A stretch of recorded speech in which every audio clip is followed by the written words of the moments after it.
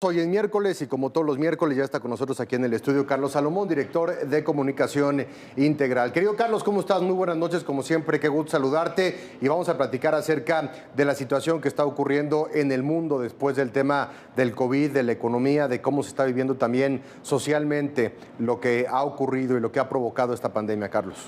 Buenas noches, Juan Pablo. Yo te quiero empezar esta noche diciéndote que en México, aquí en México, en las redes sociales, uno se ha venido entreteniendo con la famosa, lo que era la palmera, que ahora es un agüehuete, que si el agüehuete está seco, que no está seco, todo el mundo está metido en el agüehuete, pero hay temas muy profundos, muy serios, que la gente no está tocando.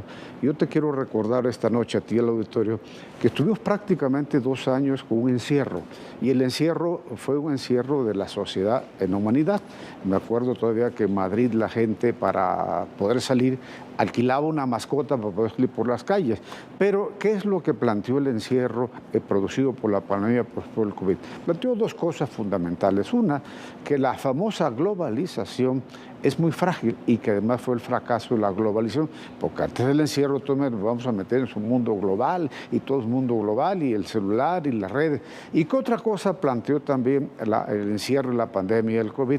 Que el estado de bienestar, ese estado donde los gobiernos te dan educación, salud, etcétera, pues era muy frágil.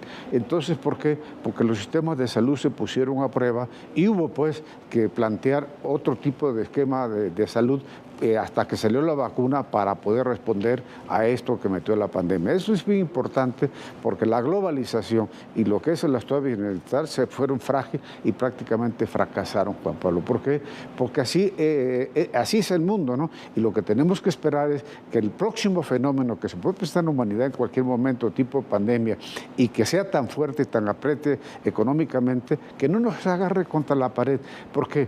Porque el encierro fue muy diferente para la gente que tiene dinero y para la gente que no tiene dinero. Entonces yo creo que la vacuna, por ejemplo, eso permitió que las ciudades no se convirtieran en un gran cementerio. A partir de las vacunas la gente empezó a recuperar su libertad. Pero ¿qué pasa con las vacunas?